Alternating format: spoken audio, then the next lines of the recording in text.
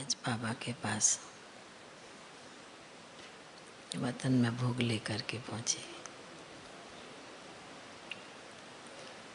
बाबा को सभी बच्चों की सतगुरुवार की मीटिंग में आए हुए भाई बहनों की और नए साल की जो याद बच्चों ने दी वह भी बाबा को सुनाई और कई आत्माओं का भोग भी था विशेष, उनकी भी याद जाकर के बाबा को सुनाई। बाबा एक सेकंड देखकर बहुत मीठी दृष्टि से मुस्कराने लगे। बाबा ने कहा कि बाप तो सागर है और सागर सब कुछ अपने में समा लेता है। जब बाबा ने ये शब्द बोले, शब्द बोलने के साथ बाबा ने कहा कि बच्ची अभी एक सागर के रूप में आपको एक बाबा दृश्य दिखाता है। उसी सेकंड बाबा ने एक दृश्य इमर्ज किया। देखती हूँ कि सागर के समान, सागर के जैसा बहुत बड़ा सागर है और उसके बीच में पानी तो है ही, पर उस पानी के बीच से नया सीन, नया दृश्य कहें बाबा ने दिखाया कि उस सागर के बीच से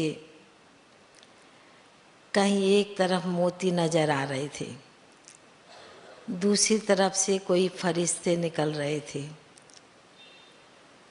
एक तरफ से कोई मूर्ति निकल रही थी, तैयार मूर्ति। एक तरफ कई जगह हंस मोती चुगते हुए दिखाई दे रहे थे। ऐसे करके बहुत ही सुंदर दृश्य लग रहा था। कोई स्थान पर बहुत बड़े बड़े हीरे मोती थे, कोई स्थान पर छोटे छोटे मोती निकल रहे थे। तो मैं ये दृश्य जब बाबा ने दिखाया तो देख रही थी, तो सागर से तो कभी मूर्ति निकलती नहीं है, पर मूर्ति पानी में डाली जाती है। ऐसे मैं सोचने लगी बाबा ने जब ये दृश्य दिखाया। तो बाबा ने कहा कि बच्ची क्या देखा? मैंने कहा बाबा आपने जो दृश्य दिखाया वही देखा मैंने। तो बाबा ने कहा कि इसका अर्थ समझती हो? मैंने कहा आप जो बताएंगे वही समझ लूँगी मैं। तो बाबा ने कहा कि देखो बच्ची, बाबा तो सागर है, सभी सागर के कंठे पर आते हैं और ज्ञान सागर बाप है। इस सागर के अंदर अनेक बच्चे, एक नहीं अनेक बच्चे, कोई फरिश्ते स्वरूप बना है, कोई कर्मातीत बना है, कोई हंस बना है, कोई बच्चे तो हीरे मोती के समान इस सागर से निकले हैं और कोई जगह जो छोटे छोटे मोती दिख रहे थे, बाबा ने कहा ये अभी तैयार हो रहे हैं। तो बाबा ने कहा कि जब से ज्ञान सागर बाप आया है, बाबा ने ये यज्ञ रचा है।